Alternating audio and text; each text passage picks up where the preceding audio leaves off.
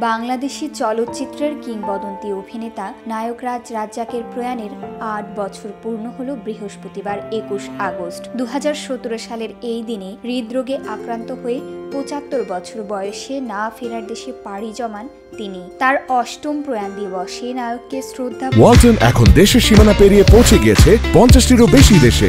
ওয়ালটন ঘরে ঘরে বিশ্বজুড়ে ধরে স্মরণ করেছেন ভক্ত থেকে শুরু করে ঢালিউডের তারকারা।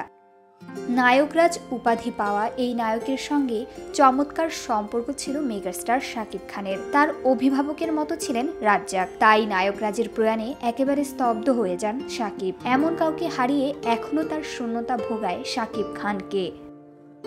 নায়করাজকে স্মরণ করে ২১ আগস্ট ফেসবুকে একটি পোস্ট করেন শাকিব খান। সেখানে তিনি লিখেছেন, আপনাকে গভীরভাবে অনুভব করি প্রতি পদে পদে। শুধুই একজন অভিনেতা নন, আপনি সুন্দর স্বপ্নের প্রতিচ্ছবি। আপনার অভিনয়, হাসি চিরকাল বেঁচে থাকবে আমাদের স্মৃতিতে, ভালোবাসায়। আপনার প্রতি রইল গভীর শ্রদ্ধা।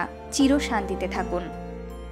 ১৯৬৬ সালে ১৩ নম্বর ফেকু ওস্তাগার লেন চলচ্চিত্রে ছোট চরিত্রে অভিনয়ের মধ্য দিয়ে ঢালিউড সিনেমায় অভিষেক ঘটে নায়করাজ রাজ্জাকের। স্বাধীনতার পর মুক্তি পাওয়া তার প্রথম চলচ্চিত্র মানুষের মন ব্যবসায়িক সাফল্য পায়। এই ছবির মাধ্যমেই ঢালিউডে শুরু হয় নায়করাজ রাজ্জাক যুগের।